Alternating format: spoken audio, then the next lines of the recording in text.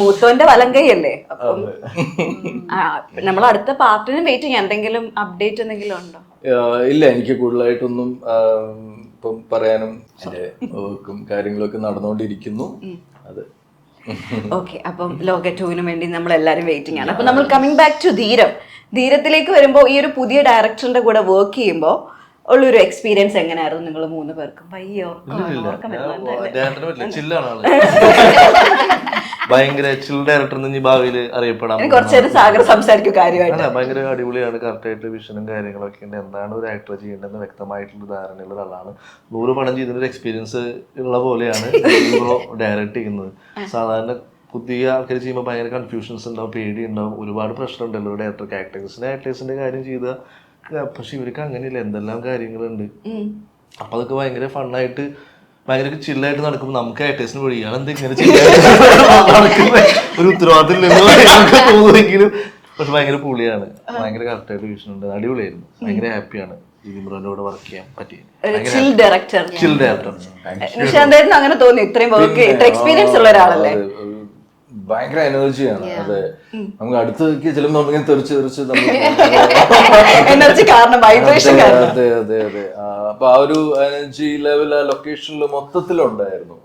അതെ, അപ്പൊ അത് ഞങ്ങൾ എല്ലാവരും എൻജോയ് ചെയ്തു. അതുകൊണ്ട് തന്നെ ഞങ്ങൾക്കും ഞങ്ങളുടെ ഫുൾ എനർജി സിനിമയ്ക്ക് കൊടുക്കാൻ പറ്റിയിട്ടുണ്ട്.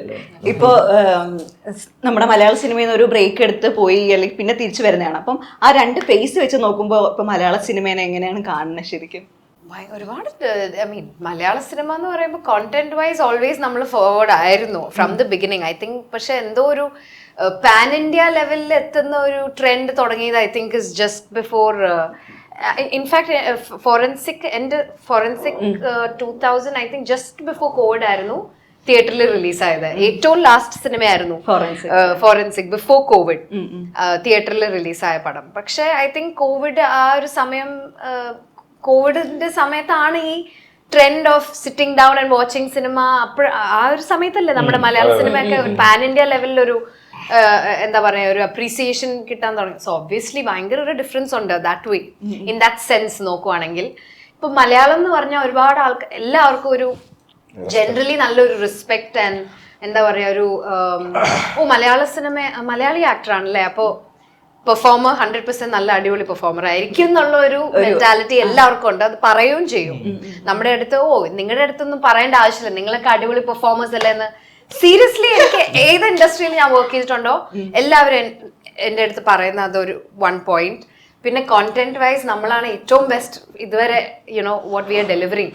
സോ അവരെല്ലാവരും പറയും technically and content wise you guys are the best എന്നൊക്കെ പറയുമ്പോൾ ഭയങ്കര ഒരു പ്രൗഡ് മൊമെന്റ് ആണ്. സോ ഡെഫിനറ്റ്ലി ഈ ഒരു ടൈമിൽ നമ്മുടെ ഒരു സിനിമ വരുന്നു എന്ന് പറയുമ്പോൾ ടെൻഷനും ഉണ്ട്, because we have to keep up with such so many good films. വരുന്ന എല്ലാ സിനിമയും almost every film is fantastic. അപ്പൊ ആ ഒരു ഇതിൽ ടെൻഷൻ ഉണ്ട്, but at the same time very happy, because അത്രയും എഫേർട്ട് നമ്മൾ ഇട്ടിട്ടുണ്ട് ഇതിൽ. And bare minimum we know that ഈ പടം എനിവേ ഫ്രം ആർ എന്താ പറയാ ഫ്രം മൈ എക്സ്പീരിയൻസ് എനിക്ക് തോന്നുന്നു it will definitely work well. അടിപൊളിയാവട്ടെ അല്ലേ?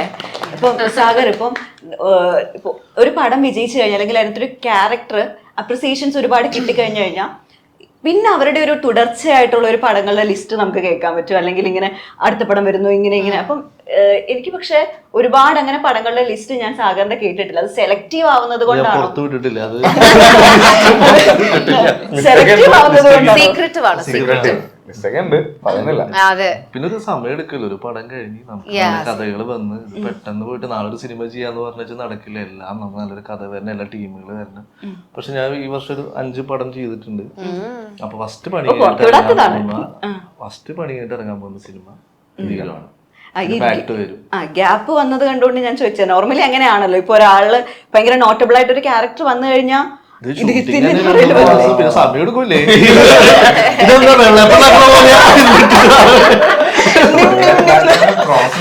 പ്രോസസ് ഇല്ലേ? 5 പടത്തിൽ വേണ്ടി നമുക്ക് വെയിറ്റ് ചെയ്യാം അല്ലേ? ഓക്കെ, നിശാന്തായിട്ടാ നേരത്തെ ഇവര് പറയുന്നതായിട്ട് 3 മണിക്കൊക്കെ ഇറങ്ങി നടക്കണ ഒരു ഇതുണ്ടത്. ഞാൻ പക്ഷെ വേറൊരു ഇന്റർവ്യൂല് കേട്ടിട്ടുണ്ട്, അതായത് പണ്ട് ഞാനൊരു ആത്മീയതയിലേക്ക് പോയിട്ടുണ്ട് എന്ന്. എന്നിട്ട് നമ്മൾ തിരിച്ചെത്തിയോ? പിന്നെ തിരിച്ചെത്തി. നമുക്ക് തിരിച്ചിവിടെ എത്തിയേ പറ്റുള്ളൂ, എല്ലാവരും പോവാനേ പറ്റുള്ളൂ, തിരിച്ചിവിടെ തന്നെ വന്ന് ജീവിക്കണം.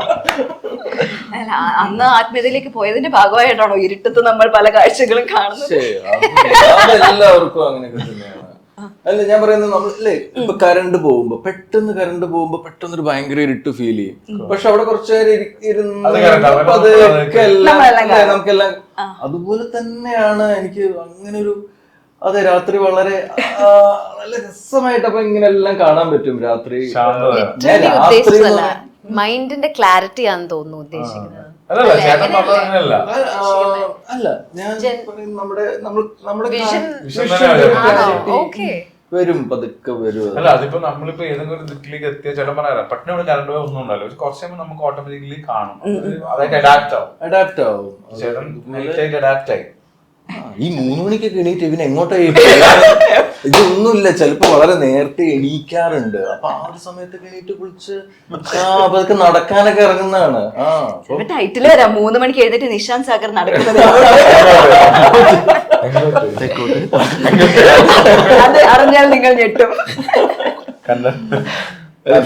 ഞാനിപ്പോ ആഗ്രഹിക്കുന്നൊരു കാര്യം, എനിക്ക് എന്ത് വിഷമം തരുന്നത്, ആരെങ്കിലും എന്നെ കാണുമ്പോ അവര് എന്റെ പേടിയേ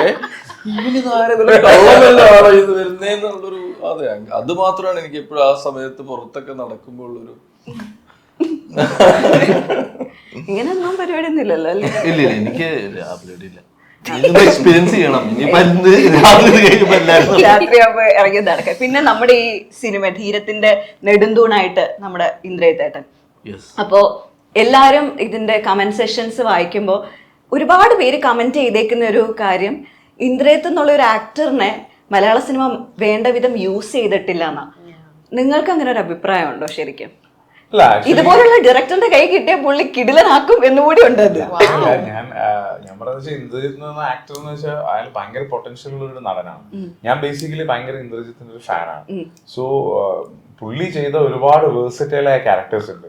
ലൈക് വട്ടുജയൻ, ഓക്കെ, നമ്മുടെ അമർ അക്ബർ ആന്റണിയിലെ ക്യാരക്ടർ, ഈ അടുത്ത കാലത്ത് ആ സിനിമയിലുള്ള ആ മറ്റേ വെട്ട് എന്തോ പേരിന് ഓർമ്മയില്ല, അതാണ്. അപ്പൊ അങ്ങനെ ഭയങ്കര, അതായത് കോമഡി ആണെങ്കിൽ വേറെ ലെവലിൽ പെർഫോം ചെയ്യും, സീരിയസ് ആണെങ്കിൽ ടു ദ ഇന്റൻസ് അങ്ങനെ ചെയ്യും. പക്ഷെ എനിക്ക് തോന്നുന്നു പുള്ളീനെ വേണ്ട വിധത്തില് അത്രയും സിനിമകൾ, ആക്ച്വലി ഇത്രയും ടാലന്റഡ് ആയ ആക്ടറിന് ഇനിയും ഒരുപാട് സിനിമകൾ ചെയ്യാം, ഹി ഡിസേർവ്സ് മോർ എന്നൊരു ഫീൽ എനിക്കുണ്ട്. അതും എനിക്കറിയില്ല എന്തുകൊണ്ടാണെന്ന്. അപ്പം as an actor is A wonderful actor. കാരണം ഒരു ടേക്കിൽ തന്നെ പുള്ളി, എനിക്ക് തോന്നുന്നു ഞാൻ 2-3 ടേക്കൊക്കെ പറഞ്ഞ വളരെ കുറവായിരിക്കും. ഓൾമോസ്റ്റ് എനിക്ക് വേണ്ടത് ആദ്യം തന്നെ നമ്മൾ വ്യക്തമായ കമ്മ്യൂണിക്കേഷൻ ഉണ്ട്. ഇപ്പം ഫ്രം ദ പ്രീ പ്രൊഡക്ഷൻ മുതൽ പുള്ളി സ്ക്രിപ്റ്റിൽ എന്താണെന്നുള്ളത് നമ്മൾ കമ്മ്യൂണിക്കേറ്റ്.